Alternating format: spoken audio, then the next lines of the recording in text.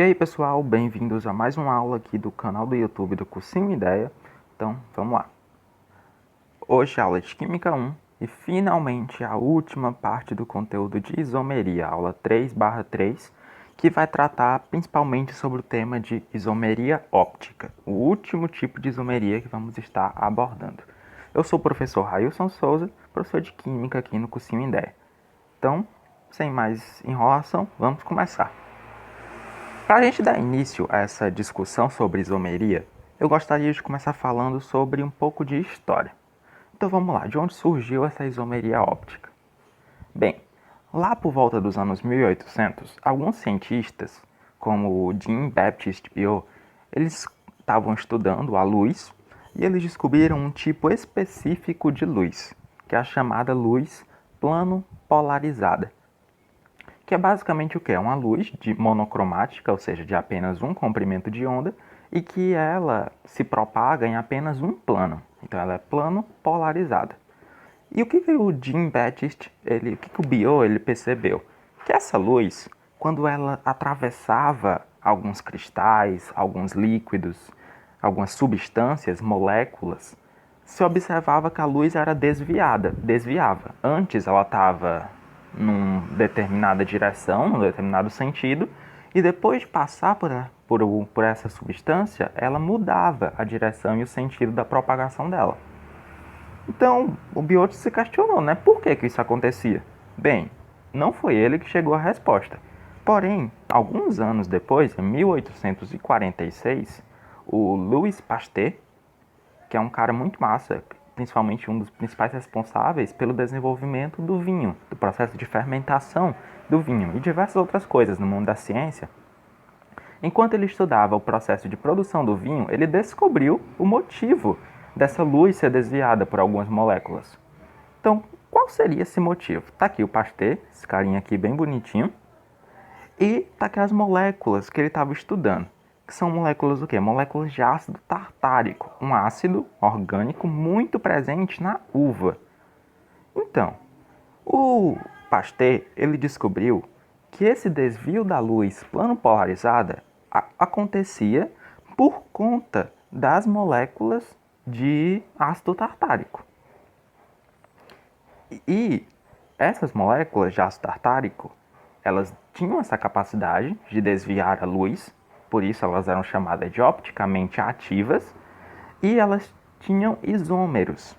Como vocês podem ver aqui, eu coloquei 3 diferentes moléculas de ácido tartárico, essa L+, essa D- e essa meso. O que essas moléculas têm de diferente quando a gente observa? Basicamente é isso daqui, ó. Aqui esse OH está com essa cunha tracejada, aqui ele está com as cunhas cheias, e já aqui ele está com uma cheia e uma tracejada. Aí vocês perguntam, nossa, mas o que são essas cunhas? O que isso significa pra gente? Eles são isômeros só por causa disso? Não tem nenhuma outra diferença? É isso que nós vamos discutir nessa videoaula de hoje. Então, vamos lá. O que seria a isomeria óptica? A gente conheceu a plana, a gente conheceu a geométrica, agora vamos ver os diferenciais desse novo tipo. A isomeria óptica, neste tipo de isomeria espacial, estereoisomeria, assim como a geométrica, não há distinção na forma como os átomos estão ligados. Ou seja, o carbono está ligado ao hidrogênio e isso não muda. Porém, o que muda é a forma como os átomos estão organizados tridimensionalmente. Ou seja, como eles estão organizados no espaço. O que muda é se aquele hidrogênio está posicionado para frente do plano ou para trás do plano. Isso é muito importante na isomeria óptica e, como a gente vai ver mais para o fim da aula, tem importância também na vida, nos processos biológicos, no sabor de uma determinada fruta. Isso tudo tem a ver com a forma como os átomos estão organizados tridimensionalmente. Então, esse tipo de isomeria ele só ocorre em compostos que possuem ao menos um carbono assimétrico. E o que seria esse carbono assimétrico? Conceito muito importante aqui. Carbonos assimétricos possuem 4 diferentes grupos ligados a ele. Ah, como assim? Ó?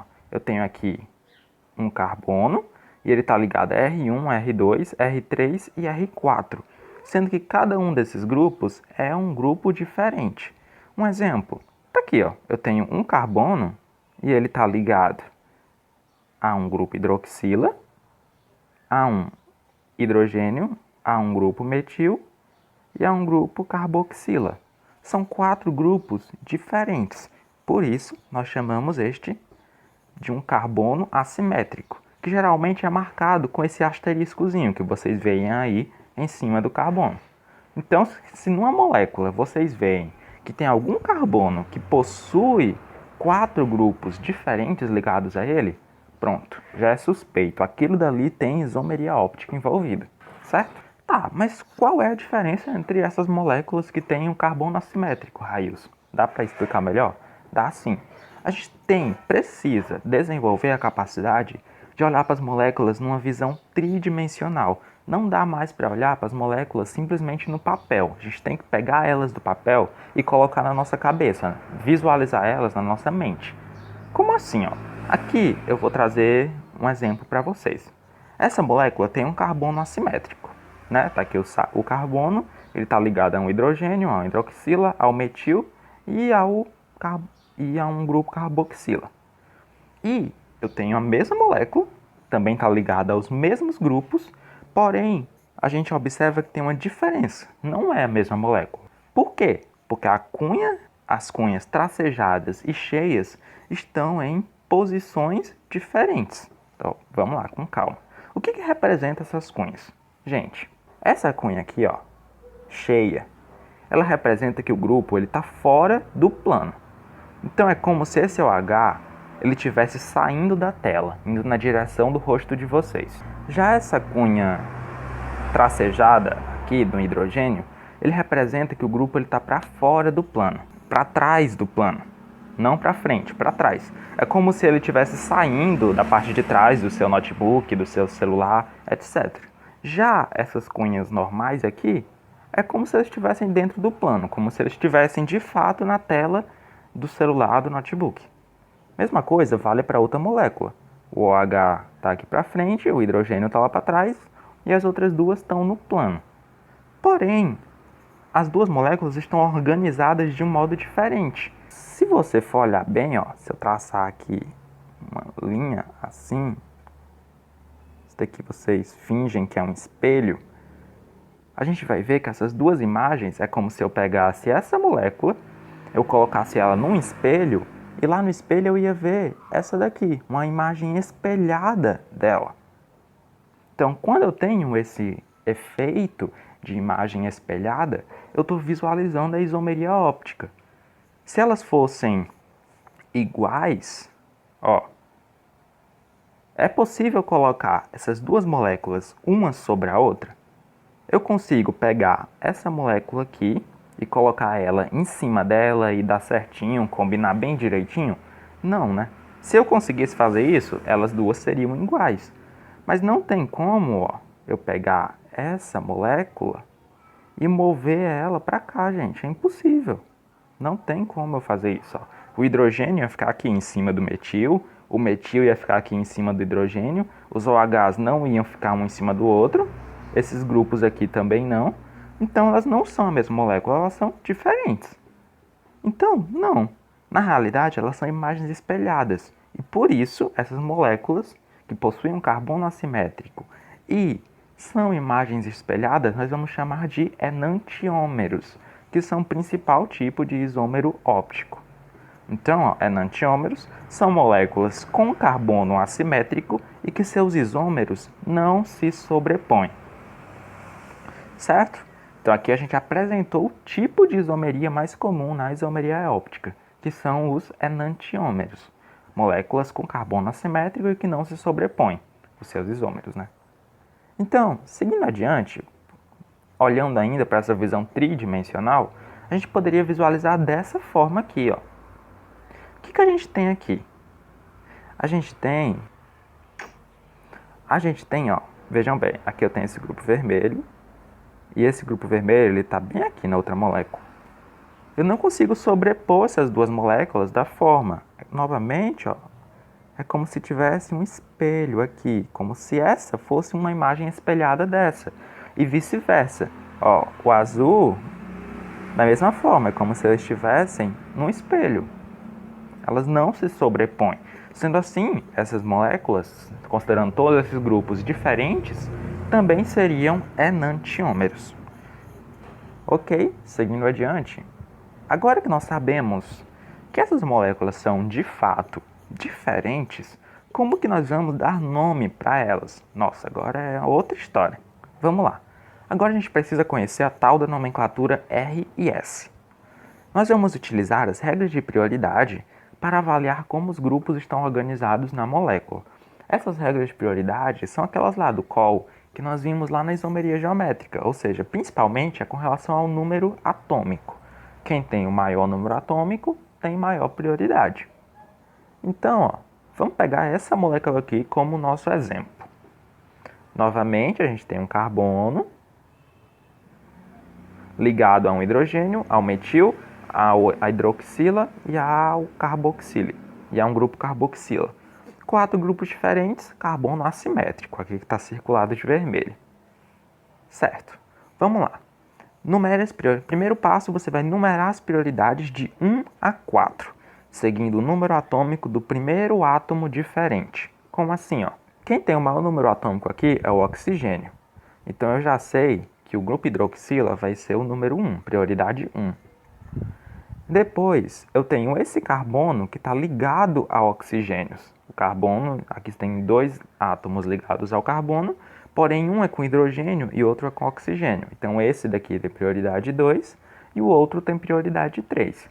Por último, o hidrogênio. O hidrogênio sempre vai ter prioridade 4. Ele é o menos prioritário. Depois disso, eu tenho que colocar o grupo de menor prioridade para trás do plano. Isso é um passo muito importante.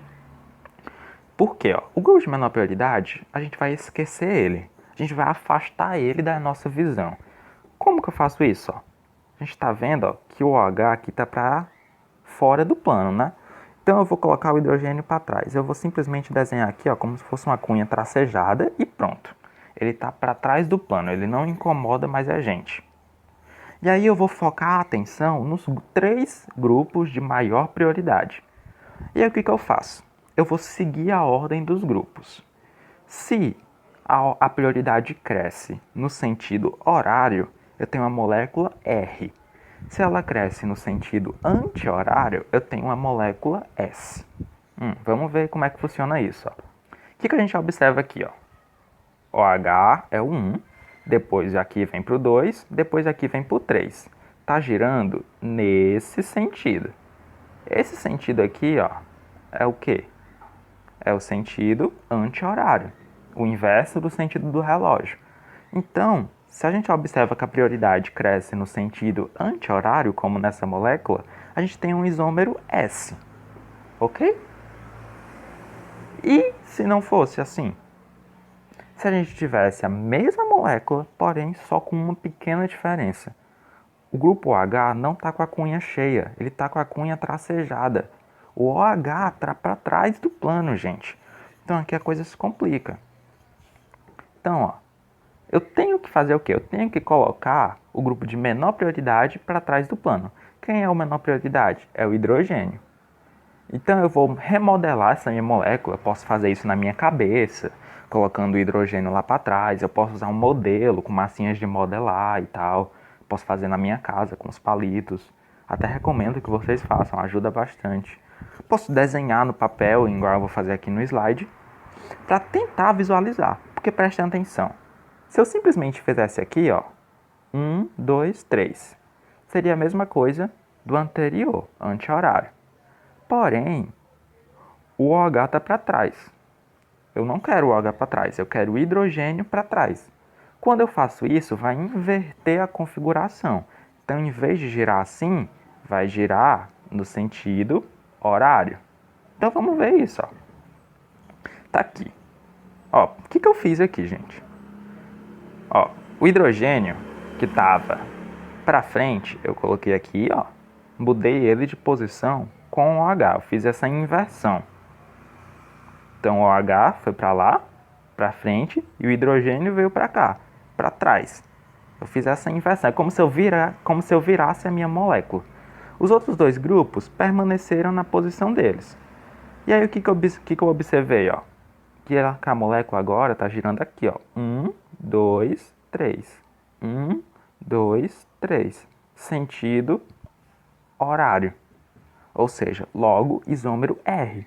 Eu nem precisava ter feito isso. Por quê? Porque eu vi que se eu simplesmente pegasse aqui e girasse, seria no anti-horário. Porém, eu tinha que colocar o OH para frente. Ao fazer isso, eu invertia. Então, ficaria horário. Logo, R. O que eu observo? Que essas duas moléculas que a gente viu, elas são enantiômeros. Se elas são enantiômeros, elas sempre vão ter a configuração inversa. Se um é S, o outro, o enantiômero dela, vai ser R. E assim sempre acontece quando eu tenho dois enantiômeros. Um outro conceito importante é a questão do número máximo de enantiômeros. Que Van Hofer, outro cientista da química orgânica, ele apresentou uma equação simples para calcular o número máximo de enantiômeros num composto com carbonos assimétricos. Que é isso daqui, o número máximo de enantiômeros vai ser 2 elevado a n. E o que é esse n? É o número de carbonos assimétricos que tem na molécula. Ou seja, você pega essa molécula, você conta quantos carbonos estão ligados a 4 grupos distintos. Por exemplo, aqui tem a molécula da glicose. Se eu for ver, cada um desses carbonos aqui, vou pegar aqui a caneta. Esse carbono, esse carbono, esse carbono e esse carbono, eles estão ligados a 4 grupos diferentes. O professor só está vendo 3. Não se esqueçam que também tem um hidrogênio aqui, escondido. Sempre tem esse hidrogênio escondido, porque os hidrogênios a gente não mostra na fórmula estrutural. Sendo assim, todas essas moléculas elas são carbonos assimétricos. Então, temos 4 carbonos assimétricos. Então, 2 elevado a 4,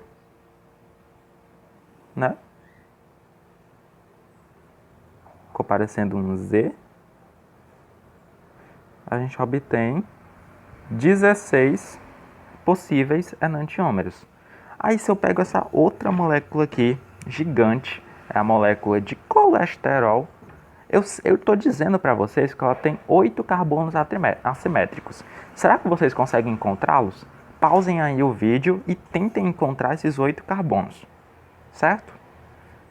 E aí, já tentaram? Bem, aqui estão. Vamos lá, vamos encontrar. Tem um aqui. Tem outro aqui. Tem outro aqui.